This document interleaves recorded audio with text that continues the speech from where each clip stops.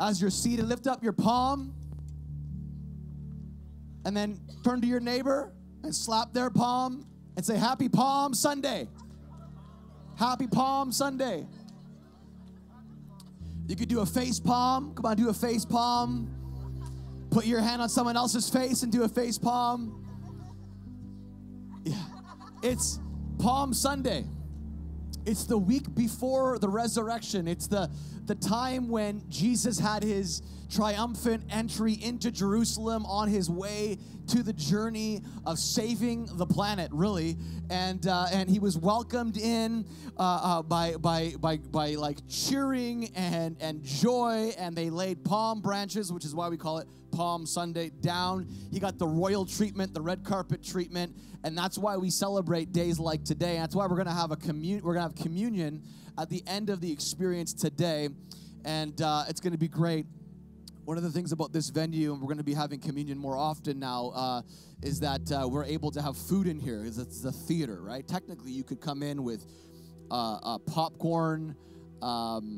You can do whatever you want. I mean, they even sell beer and wine here, technically. And I'm not encouraging come in at 11 in the morning, 10 in the morning drinking beer and wine. But all I'm saying is that we don't have the food restrictions that we used to have at the last venue. So we're thankful. We're thankful. I kind of want to piggyback. We've been in this series called Chapter 13. I hope you've been enjoying it for the last 8 weeks. This is the longest series I think we've done in a long time. We did a series one time. It was 32 weeks long. For those of you that were with us in 2013, which probably most of you weren't, okay, just the nature of mobile. 2013, we did a 6-month, can you imagine, a 6-month series called Retreat. It's crazy. I mean, every message title was like a something. How many remember that? Anybody in this house? Oh, you guys, I love you. I have a special affinity towards you guys. You guys made it. You guys made it in the wilderness. The earth opened up and swallowed everybody else, but you made it. In all seriousness, it's been a long series, and the oil is running out. But we're actually going to end it next week.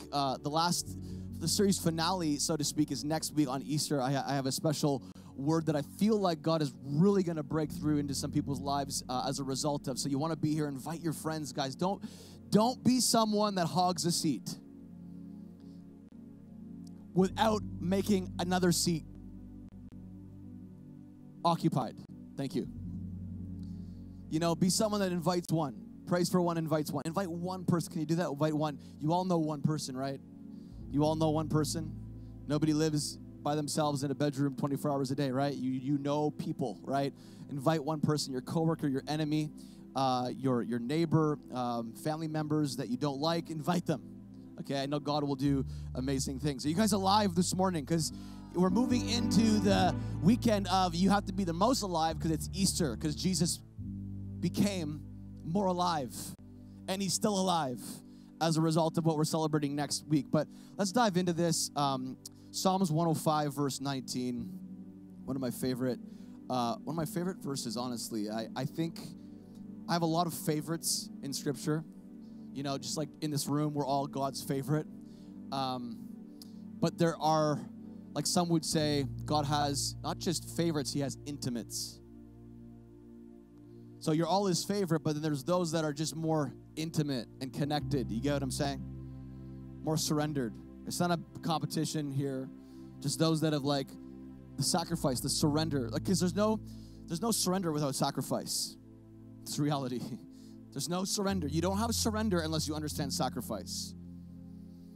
And I think one of my intimates, or one of my not just favorite characters, or one of the people I feel most connected to, or the story I feel most connected to often, is the story of Joseph. And I think we're probably going to unpack this more. We're launching a new series in 2 weeks called The Long Game, in celebration of 22 movies, 11 years of Marvel superheroes launching on the weekend of Endgame. And so we're launching based upon a dream that I had recently called The Long Game. So that's in 2 weeks from now. Most of you who laughed probably know what I'm talking about. Most of you who did not laugh have no idea what I'm talking about. And if you don't know what I'm talking about, you're missing the greatest movie of all time. And if it is 20, never happened in history. What's happening in just 2 weeks from now, never happened in history. 22 movies later, 11 years, all these movies intertwining, leading up to a climax, you know. And anyways, you're not going to want to miss it. It's a 3-hour movie. Here, it's happening. Actually, a bunch of us, I think we have like a bunch of rows. A bunch of us from here are going to be there on Sunday. This is 2 weeks from now. Anyways, shameless plug. It's the one geeky hobby that I have. I love superhero movies. Psalms 105, verse 19, God's promise to Joseph purged, everyone say purged, his character until it was time for his dreams to come true. Man, such a powerful statement. God's promise, the thing that God had placed on Joseph's life, that he was called to fulfill in life, was the very thing that was designed to basically kill him so that God could resurrect him, so he could handle the promise that God had for him. Did you get that? God's promise, the very thing that God had promised him, was the very thing that God had designed to destroy him, destroy the things that would get in the way of God allowing him to actually live out the promise that God had for him. Every promise has a provision attached to it, and part of that provision is a setup, is a design from God to shape you in such a way through the journey and through the process and through the challenges, so that one day when the time would come for the dream fulfilled, you would be able to handle it and it wouldn't take you out. And I think that this concept is something that's foreign, especially now to a younger generation, where we're so led by our emotions. We're so led by, just, I don't feel like doing it. I don't feel like, or we compromise commitments and compromise responsibilities because just of a lack of care, a lack of understanding, or a lack of just valuing consistency in life. Because the reality of it is there is no breakthrough in life without consistency. You do not develop culture through inconsistency. You develop through consistency. The word culture, when you break it down and define it, it actually is a word that would be defined as developing something or cultivating something consistently over and over again until it becomes the norm, until it becomes culture. You don't have culture by one-off experiences and one-off moments. You get what I'm saying? You don't create culture in your family of the value of church by coming to church every 6 weeks. Your kids will grow up seeing almost like, okay, we're not consistent. We're not consistent. And so anything inconsistent in life does not develop into culture. There are times when you're consistent in an area of life and it feels like you're going through the routine. And part of those seasons are really to develop a discipline within that consistency so that eventually it can become culture. Because you'll always ebb and flow between feeling it and not feeling it. The pendulum is always swinging. I had another conversation with someone this week. There is no such thing as balance. You got to get rid of this out of your mind. It's not even a biblical concept. Balance looks like this. Sometimes you stop in the middle, but eventually you go back over here. It never stops here. Because anything that stops in life is stagnant. And what's stagnant water is swampy water. What grows in a swamp? Nothing that you want to hang out with, right? Balance looks like this. Sometimes you feel it, sometimes you don't feel the balance. And as long as God was first, we always find those moments that feel like balance. But hey, listen, the moment you feel like you've locked into this is the perfect balance, I have everything under control. If you're a 1 on the Enneagram, you're a perfectionist. You want everything under control, everything to be in perfect order. The moment you feel like you find it, 2 weeks later, your car breaks down, your kids are sick, things go into chaos, and the old the saying, when it rains, it pours, and you get out of balance again. Listen, life's always throwing you curveballs. The moment you feel like you're in control, God's like, okay, let me get you back into balance, because my balance is that you're always swinging like this. You never stay on this side, that's out of balance. You never stay on this side, that's out of balance. But if you're swinging, you're putting me first, you have those moments where you feel good and you're in the middle. Sometimes those moments could feel like a couple weeks, a couple months, maybe even a year. But eventually, it speeds up again. You tracking with me here? See, Joseph had to learn this. Joseph had to learn this concept in his life because, man, there was extremes for him. He's 17 years old. 17 years old. He has 11 brothers. Okay? He's the 11th son. He has 11 brothers. He has this dream one night, and you know, God will often speak to us in the context of our actual lives. And he has this dream about his brothers basically bowing down to him. He's like, hey, we were all gathering up our bundles of grain in this field, and one day he tells his brothers this story, and he's like, yeah, my bundle of grain stood up. And he's like at this point, the youngest, and he stands up, and he said, my bundle of grain stood up, and then all your bundles bowed down to me. 17 years old, like this dream that he has. And I don't think he was even aware of maybe he shouldn't have shared the dream, because sometimes we share our dreams prematurely, and the people we love the most can't handle them. What do you think? Why would you say that? Who do you think you are? You know, how could you be so confident? You don't have your education. You don't have enough money in the bank. Why would you even consider getting married?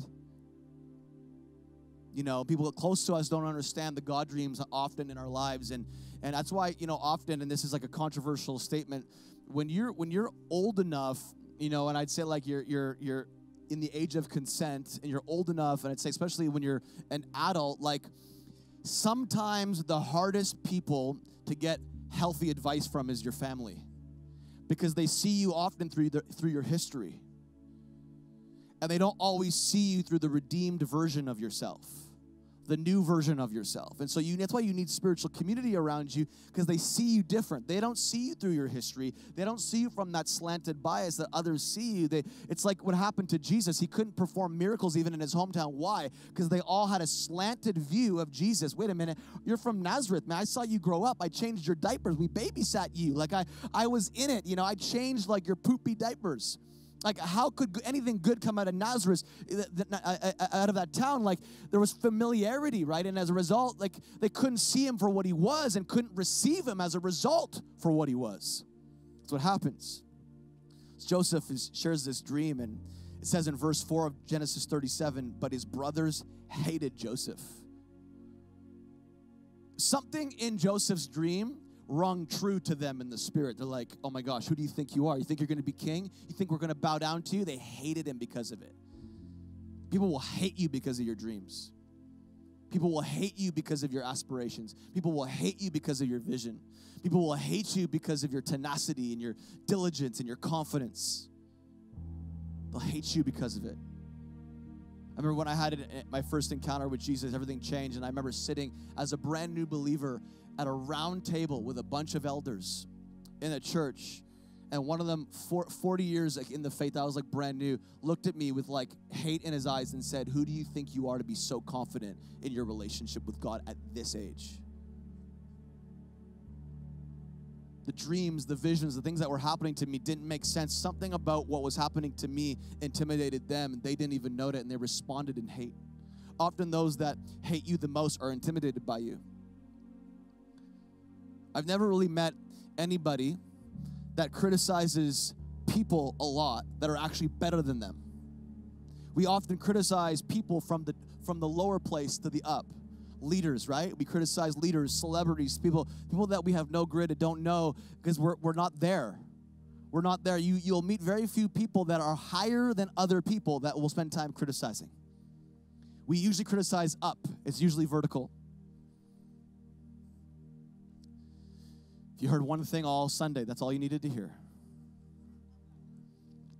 They hated his brothers. They hated Joseph because their father, says in verse 4, because their father loved him more than the rest of them. They couldn't say a kind word to him. One night, Joseph had a dream, and when he told his brothers about it, they hated him. This is verse 5. More than ever, he told the dream to them.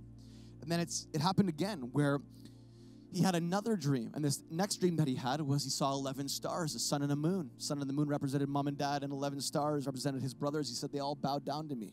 He had these two dreams. Why? Because when things happen in twos, they're established by God. That's why the word of the Lord, it says in the Bible, the word of the Lord, even in that time in the court, the word of the Lord, or a testimony, was established by the mouth of 2 or 3 witnesses. When something happens in repetition, it's established by God. Pay attention. It happened in 2. In fact, Joseph's whole journey could be defined numerically as 2, 2, 2. And I'll show you that a little later. His whole life, his whole journey was defined by the numbers 2, 2, 2. He had 2 dreams that got him into a mess. While he was in jail, 2 guys that were in jail had 2 dreams that he then interpreted. That actually was the introduction to get him out of the mess.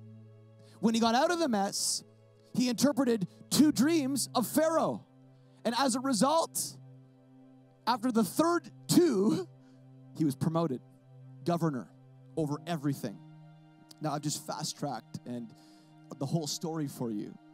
But pay attention to these moments. Are you here with me? Some of you are falling asleep. Wake your neighbor up. Help me out here a little bit. Often we hate what we cannot handle because we're intimidated by it. I can't handle what's on your life, and so I hate you for it. This is what was happening to the brothers of Joseph. We don't understand you. We hate you for it because we couldn't handle. We know within us we don't have what you have, and we're jealous of you. And as a result, that jealousy turns into hatred. And a clash begins to happen. It's like a collision of vision, so to speak, begins to happen. But how does this all connect to our series? Let me just dive in quickly, and I don't know where this is going to go. We have communion at the end here. 1 Corinthians 13, verse 13. 3 things that will last forever. Say it with me, last forever. 3 things that will last forever. Say it again, last forever. Are faith, hope, and love. And the greatest of these is love. The greatest, the highest goal of life, this is the whole series we've been in, is love. Everything else will fade away when it's all stripped down, when all the peripherals, when all the externals, when all your stuff, all your material wealth and possessions, even some of the things that you're really good at, your talents, your gifts, everything that you have right now that you feel gives you a sense of identity. When it's all over, the only things that remain that really are at the core of what you need is faith, hope, and love. They all work together. I call them the love triangle. Everyone say the love triangle. The love triangle. Really, and this is what I want to talk about briefly today, is the design of every dream. Write that down. The design of the dream. You have a dream, you have a vision, and you see what it is. You see the outcome. Joseph saw the outcome. He saw what it would look like. Didn't understand it, saw it though.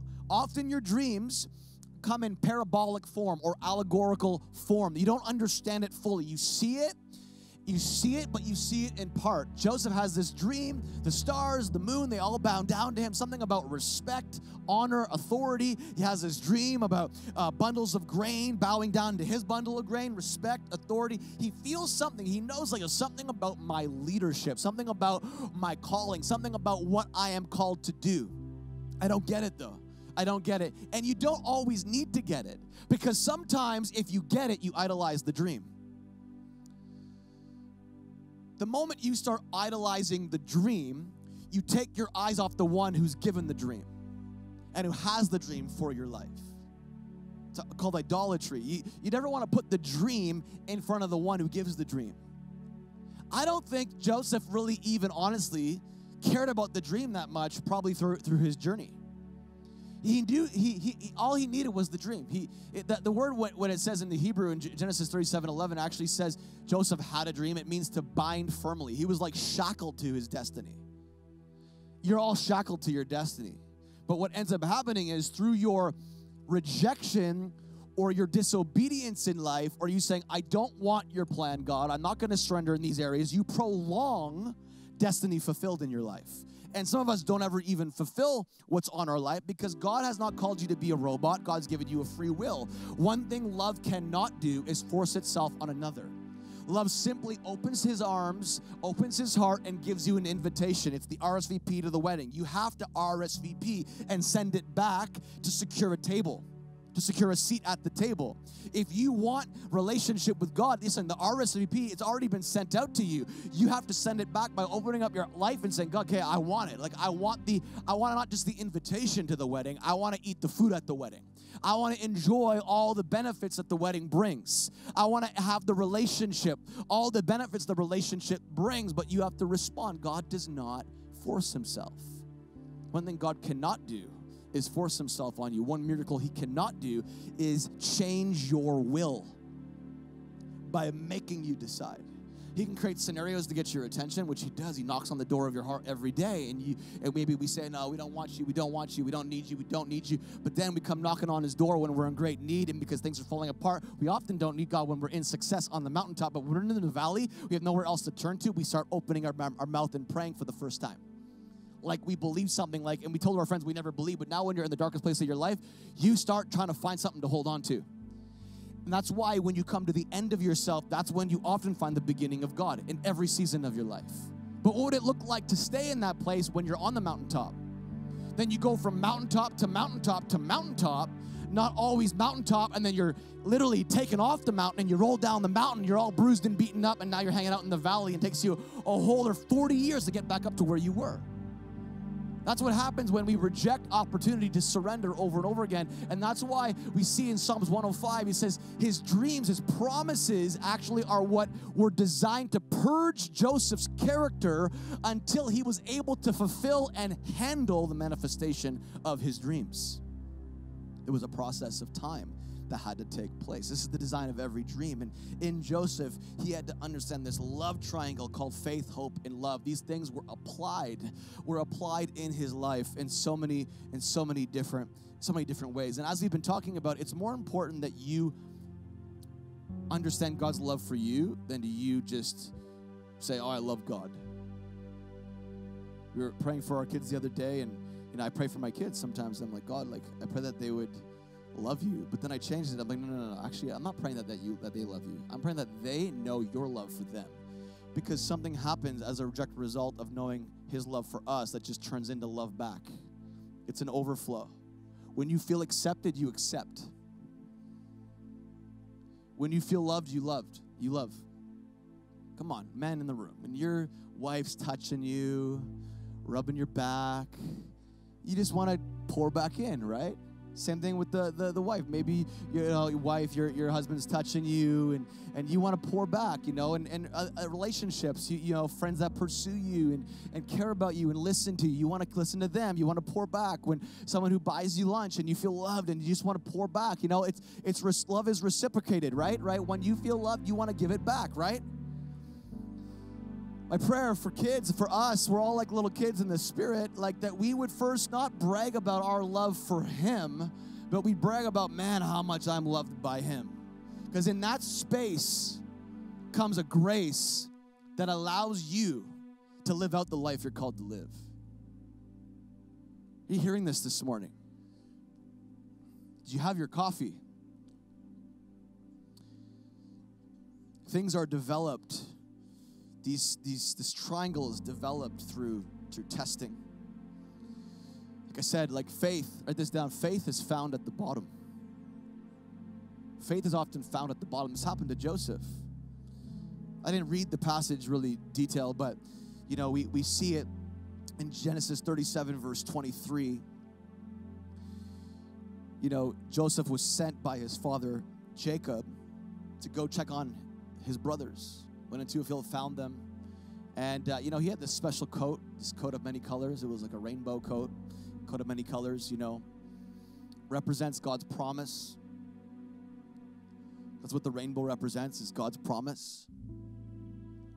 The rainbow represents God's promise in Scripture, okay? That's a scriptural thing. It's a promise from God. He'll never flood the earth again, okay? Joseph had this multicolored coat on. It was it was a symbol of the favor from the Father.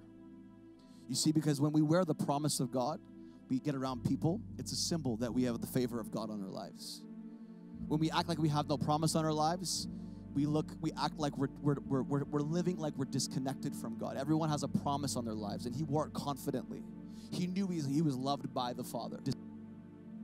He knew he carried himself like that. The brothers, with all the dreams that had been had, just furthered their jealousy and their hatred for him because they knew something special was on this guy, Joseph, that wasn't on them. So he walked and he found his brothers, and they yelled at him, "Hey, here comes the dreamer! Let's kill him." Imagine that, your brothers, like your bros, like your sisters. Imagine, let's kill him. He's too confident in what he thinks he's going to be. Let's kill him. Let's kill him. They ripped his coat, tore it to shreds. Here's the thing about favor. You can tear up my coat. You could come after me. You could trample all over me. It doesn't matter what you do to me, because the favor is actually not on the outside. It's on the inside. You think you're robbing me of something, devil, by taking my house away, by taking my car away, by taking my business away, all the things that are on the outside of me. But hey, devil, guess what? The victory is not in those things on the outside and what the world sees. Because the world thinks, wow, they're so favored. Look at all they got. No, no, no. The favor's on the inside. And when you live from the inside out, no matter how much your coat's torn up, no, how many things you lose in your life, people you've lost in your life, death or whatever it is, God can't mess with, or devil can't mess with your soul. So here they throw him into this pit with no water in it. They want to kill him, and they think about how they're going to do it. And then one of the brothers is like, no, let's not kill him. Let's just let's just kind of like pretend he's dead. And one of the brothers actually says, well, why don't we sell him? Why don't we sell him so we don't kill him, because he's our brother, guys. Like, let's sell him to these Ishmaelite traders, these Midianite traders that are coming through on his caravan. Let's sell them, and then we'll pretend he's dead. We'll rip his coat up, put some blood on it, and bring it back to Jacob, the father, and say, hey, you know, I don't know what happened. We found this. He's dead. He's dead, Dad. Like, we don't know what to do. Like, he's just, and they kind of pretended like they were, you know, mourning for him, and Jacob lost it and started, you know, bawling his eyes out for days. You know, no one could comfort him, it says, and yet it was all part of God's plan.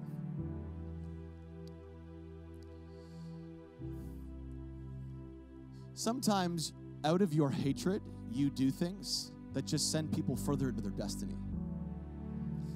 You think you want to get back at them, you want to revenge, and you want to do these things to hurt these people, but you know what? You're just helping them. You're just helping them. And you're going to hate them more when you realize it later that you've helped them through their process. So maybe just don't hurt them at all.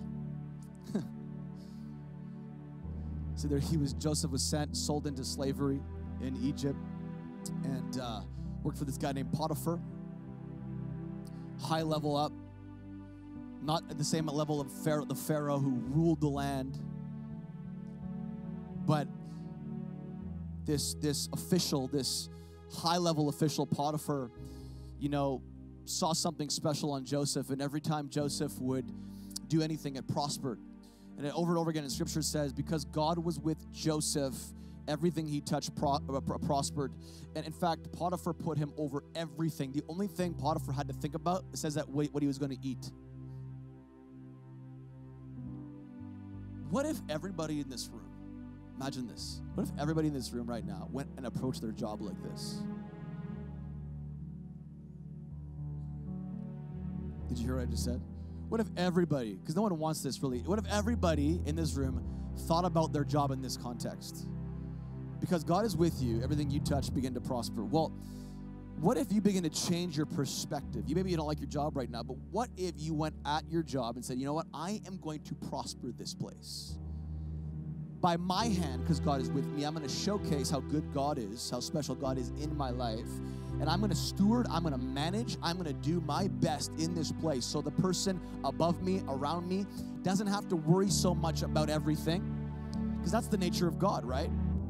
Joseph lived this out. In fact, his name means addition.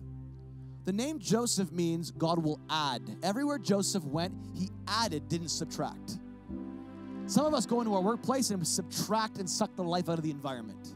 We don't add to it, we suck. We're like vampires in the spirit. You know? Everybody's like, you get into the job, everybody's covering their neck, you know? Because they're afraid. This person's coming in, I can tell they had a bad morning, they're gonna dump all their junk into my trunk, and I just don't have room for it. I have enough junk already. They dump all their stuff on me, I just can't handle it. They want to get away from you. Anybody know those people? Anybody?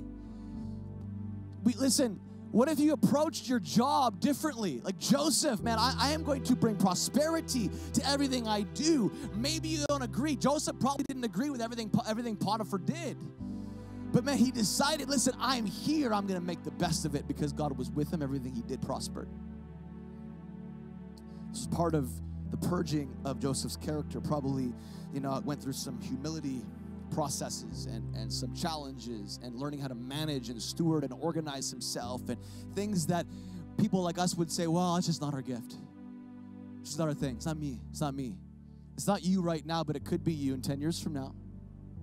If you're called to be XYZ, if you're called to be this thing 10 years from now, well, there are things and lessons in place right now in your current job that if you would learn, God would promote you in his due time, and as a result, it would prosper everything you do.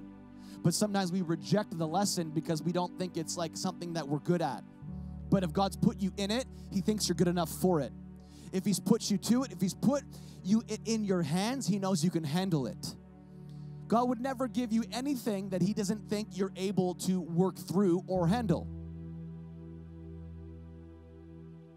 In the sense of stewardship. I can't handle being a parent, God. Well, God gave you a baby, so just deal with it. You got to be a parent. You may have struggles, yeah, but you know what? It takes a village to raise children sometimes. You got enough support, something. There's always a provision around the corner, but sometimes we reject the provision because we don't like it and don't think it's God. But there's always a provision. There's always a ram on the other side of the mountain coming up when we're about to give up. Some of you probably didn't get that illustration, but it's okay. Joseph, they threw him in. He sold into slavery. He was probably about 10 years serving Potiphar. We know, and you know what? He manifested this way, faith at the bottom. Like he had to learn this. I don't know what he was thinking. You ever wonder what Joseph was thinking in the pit before he went into slavery? You ever think what he was thinking? Like, I don't know. We don't really know exactly like how many moments he had when he was in the pit. Like if he was mourning, if he was crying. We don't know what happened, if he was hurt physically. We don't really know. But just imagine being him. I think something happened to him in that moment. Because once you're at the bottom, there's only one way to go. Right? You can't go any lower. So you're going to go up. But so sometimes being at the bottom is the best thing for us. Sounds really counterintuitive, but sometimes the best thing for us is to be at the bottom because there's only one way to look. How do I get out of this? And you often follow where your eyes go. Eve, her actions followed. It says that she saw the tree in the garden. It was pleasurable to the eye. It was good for food, and her actions followed what she saw and grabbed a hold of the fruit she wasn't supposed to touch. You see, you often follow where you're looking. That's why it says, keep your eyes fixed on things above in Colossians. Paul writes this.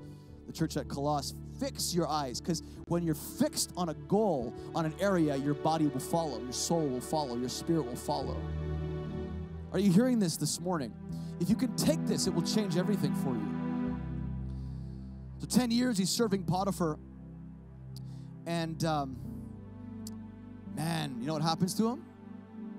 You know what happens to him? He's hanging out one day. It says he's a good-looking man. Joseph was a good-looking dude. Like, he had it. He was like the GQ in Egypt.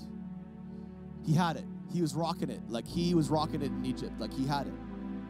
He had the wow factor, the X factor. You know, something about his vibe. Kind of like David. So guess what? He's so good at what he does. He's good-looking. He's got the full package. He's in and hanging out one day, and Potiphar's wife starts to make a move. She couldn't handle herself. She's too good-looking. You know, probably felt empty in her relationship with Potiphar. I don't know. Just diagnosing what I think. Starts going after Joseph. Joseph rejects her. He's a good man, integral man, character, full of character. This is a test. He knows it's a test. He's rejecting her. No, I can't. I would never do that. Look what I've been given responsibility for. Why would I throw it all away for you? Like, I'm not going to do this. No, reject her. And then eventually one day in the rejection. But here's the thing, you guys. It's kind of Joseph's fault. You know why? Because he was found alone with her. Little tip. Sometimes you want to avoid some false accusations in your life. Set your life up with some better wisdom. Don't be in a situation that could create a false compromise that doesn't even exist. Now, I'm not saying live in fear all the time, but be wise. Be wise, because Joseph was alone. She got super insecure when he rejected her after like, I don't know how many times. And then getting away from her grip, his cloak ripped. She had the evidence now, and she convinced everybody around her that Joseph tried to rape her. And it was game over. Potiphar threw Joseph in prison. Now think about it, he's back at the bottom. He started at the bottom, and now he's back at the bottom. Anybody ever feel like that before? You're on the up and up. You're on the mountain, man. Like this is it. This is what you've been waiting for. And then bam, you're back in the pit. I mean, he went from a pit to a prison. It's a little bit of an upgrade, but still, it's a prison. Anybody ever feel like that? Anybody ever have that? You're going, it's so good, and you're back kind of to where you started, but not really, because you're smarter, you're better, as you've had 10 years of experience now of seeing and perceiving. Okay, God, something about this moment now. That's new. You're teaching a new side of you're purging, Psalms 105, verse 19, a new side of my character, right? You're purging a new side. Like, it's uncomfortable. I've never worked out my core before. I've only ever worked out my arms. Now you're like doing the core, the legs. Man, this is a different thing. I feel different. I'm building new muscle in my body, because I got to build this muscle if I'm going to handle the next thing you're going to put on me. The next weight you're going to put on me, you're getting ready to put it on me, but I got to make sure I have the strength to carry the next weight you're going to give me. So now he's in jail 2.5 to 3, some say 3.5 years. So that's a 13-year window from 17 now. He's in jail, and he doesn't know how he's going to get out, doesn't know what's going to happen. Remember, he got into a pit because he had 2 dreams, and now he's in a prison, falsely accused of rape. He's in prison, and the favorite says God was with him. So he started adding to his jail experience. The warden put favor on him, made him manager of the jail. The warden didn't have to worry about anything. He became the manager. It's like everywhere he goes, just prospers. Imagine that. If that's the way you think about your prison seasons. So hard. It's so hard right now. Like, I can't do this or I can't do that. It's so hard. I have this as an excuse as why I can't be all that I'm called to be and destined to be.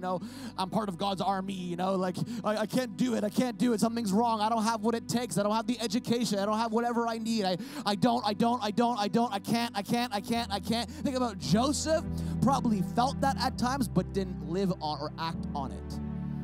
He's like, man, I can't, but I am who God says I am. And because God is with me, even in the prison, I'm going to manage this thing, man. I'm going to dominate the prison now. It's making my mission. Another level of God purging the character. Think about this. How can we apply this to our everyday life?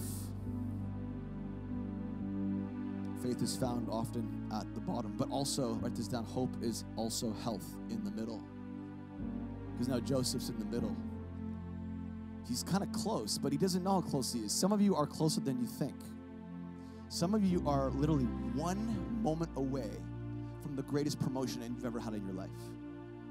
But you don't know that, because if you did know it, you'd rush it, you'd idolize the next thing, and you wouldn't occupy the thing that's in front of you right now. You're complaining about what you have when God's saying, no, I'm not going to give you what I want until you stop complaining about what you have. When you occupy, steward what you have right now, then I will shoot you into the next season like that. No process, no interview process, just bam, you're in the place that you always knew you were called to be in, but didn't have language for it, and you're just there looking, oh my gosh, what happened? Well, you were faithful, bro. You were faithful, sister. You were faithful when it sucked. You were faithful. The reason why a whole nation died in the wilderness, it was because they complained about what they had. So God's like, I got to start the whole thing over again. It's almost like the flood. Let's take a whole generation out, and only the people that were born in the wilderness, all they know is wilderness, are going to actually make it into the promised land one day. Start all over again. It's like another flood, but not. You get what I'm saying? I don't think and I don't believe that's God's heart for you. He wants you to make it. But to make it, you got to make the best of what you have right now in your life.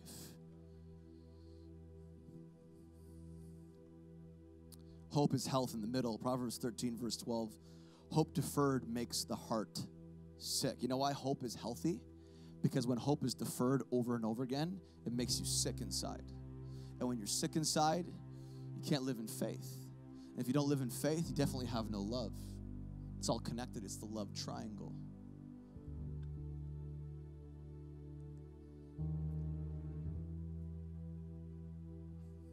Hope is health in the middle. Hope deferred makes the heart sick, but a longing fulfilled is the tree of life. If there's anything you should be fighting for in life, is to keep your hope on.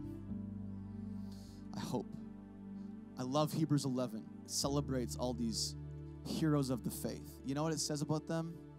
They were heroes. Why? Because they all died not seeing the promise. You know how many promises we see today that they never saw? And yet we let our hope get taken out because things don't go our way. We didn't get the car we wanted. Get the job we wanted. Life is way bigger than that. Because you've idolized the dream so much, and you've put your footprint on certain components of the dream, that if the dream is fulfilled, that I have this, and this, and without realizing it, you've idolized the stuff the dream brings, rather than the one who gives the dream himself. That's what takes you off track. You're waiting for the dream to be fulfilled. God's waiting for you to fulfill and occupy what you've been given right now. The dream happens, you guys. Listen, the dream is fulfilled in your life when you trust God when things make no sense and keep hope at the center. I'm going to keep hoping, and I would rather die not seeing what I've been believing for than give up in the middle, because I don't want to live with a heart that's sick. I want to live with a heart that's healthy. And the only thing that keeps the heart healthy when you're in the middle is hope. Joseph had to live this, man. He's in prison. He's in the pit. He's going through this process. It's not making any sense. And one day, these two guys are sent to prison, part of Potiphar's house, or Pharaoh's house, sent to prison. They have two dreams one night. Two dreams. They wake up. They're depressed about it. Joseph's like, "What's wrong, guys?" It's like, "Well, we had some dreams we don't get." It's like, "Wait, let me just tell you this. God actually can interpret your dream for you." So what does he do? He interprets these two dreams. They're accurate. One of them dies. One of them gets promoted back to the palace. More time goes by. About 2 years later, they forgot about Joseph. Pharaoh now, the man, the guy over all of Egypt, in the midst of about to move into a famine. Literally, not too long. Pharaoh has two dreams about the coming 14 years that are going to take place. 7 years of great abundance and 7 years of famine and trial and testing. No food in the land. And this one guy that gets promoted, that Joseph interpreted the dream for, gets promoted back to the palace, is like, "I know a guy," because, no one can answer Pharaoh's dreams. "I know a guy who was in prison who interpreted my dream and someone else's dream, and it happened. So, hey, here's a guy. He's in prison. What's his name? Joseph. Go send for Joseph." Joseph comes up, cleans his beard off, gets all ready for the man, the Pharaoh, the man himself. Pharaoh tells him the dream. Joseph says, "Hey, I can't do it, but God can." Joseph gives him the interpretation. Pharaoh loves it so much and understands and believes he can feel the Spirit of God on it so much he promotes Joseph. And in one moment, he goes from a prison mentality to a palace mentality. In one moment. God can do that because you're faithful with what you've been given.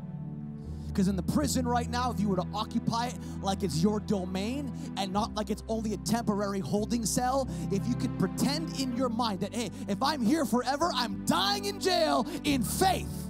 If you could get that reality in you, then you start living like you know who your God is. God was with Joseph, and because of that, he prospered in everything he did, even in the jail. And in one moment, bam, he's in the palace. He's like, it's like everything changes. You feeling what I'm saying? I know God's ministering to some of you right now strongly. You feel this right now. It's resonating with your spirit right now because of where you're at, the career you're in, the relationship that you're in, the struggle that you're having. It's resonating. I can feel it for some of you in the room right now. One moment, everything changes. But ultimately, let me just end with this. Love lives at the top. Faith is found at the bottom. Hope is health in the middle, but love lives at the top. Love is like the highest goal. 1 Corinthians 14 verse 1 says, let love be your highest goal. There's actually no chapter break in the original manuscript, so it's actually a continuation of the last part of 1 Corinthians 13 verse 13 about the love triangle, and the greatest of these is love, and it goes right in with no chapter break into verse 1 of chapter 14, and let love, guys, be your highest goal. The point at which you are all aiming for, but you need faith. You need hope that help guide you through that process. How do I know? You see, Joseph, and I can break this down for you with more time, but Joseph, something happened in his heart where he knew the ultimate thing, the ultimate purging of his character was to restore his love for his brothers, to forgive. I don't know at what point he forgave them, but you see the process. 13 years serving Potiphar, also within prison. And it wasn't until, this is like 24 years, it wasn't until, well, really, like he was 30 when he was promoted, but then there was 5 more years. There was 5 more years, and he was like literally 22 years living in pain, probably at some level. It was 22 years from the time he had the dream, okay, the time he first made himself known to his brothers. Now, I sped up the story for you. Famine happens. The brothers are needing food. They're coming from a neighboring area, need food. Jacob sends his sons to get food. They can't even recognize Joseph. Joseph's there. He's providing food for all the land. His brothers come. Joseph recognizes them, but they don't recognize him. Because often, you see, we don't recognize how much of what we need in life is right in front of us. As much as Joseph needed to show love and forgive to his brothers needed to forgive themselves for what they did to Joseph. There was probably more pain in the brother's heart at this point than there was in Joseph's heart.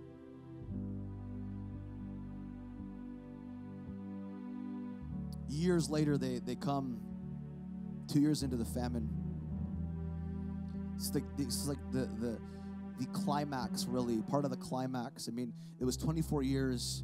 You can read it in Genesis 50, where the brothers actually bowed down to him. 24 years, okay, and they all came like the bundles of grain in his dream. 24 years later, the dream manifested itself. But years prior to that, it was the revealing of his identity. Genesis 45, verse 4, and Joseph said to his brothers, please come closer to me. And they approached him because they were asking for food. He said, I am your brother Joseph, whom you sold into Egypt. Now do not be distressed or angry with yourselves because you sold me here. Man, that's the sign of love if I've ever seen one. Think about it. What would you do? You'd be like, look what you did to me. How could you do that? You know what I'm saying? You see the love. You see the purging that's happened in his character, right? You see it? He's ready to handle. He's like the governor of all of the land. He's ready to handle that position. He's governor now, you guys. I am Joseph, your brother, whom you sold into Egypt. Now, do not be distressed or angry with yourselves because you sold me here. For God sent me ahead of you to save life and preserve our family. Jesus is like, don't be mad at yourself, guys. You put me on a cross. Your sin put me on a cross. Your sin put me on a cross. I died on a cross next week, 2,000 years ago, for your sin, for your junk, for your issues, to set you free. Don't be mad at yourself. Don't be mad at yourself. It was your sin that actually gave me a reason to die willingly for you. It's a picture of Joseph. You see this? You see what I'm saying here? Verse 6, for the famine has been in the land these 2 years, and there are still 5 more years in which there will be no plowing and harvesting. God sent me to Egypt ahead of you to preserve you for a remnant on the earth and to keep you alive by great escape. So now it was not you who sent me here. I love that. But God, you know what? You may thought you have betrayed me, but God used your betrayal to save your life. God used your sin to save your life. You had to go down to the deepest pit of despair so that you could only go up. There's only one way to go. You can't go any lower than you are right now. There's one way. There's one way up.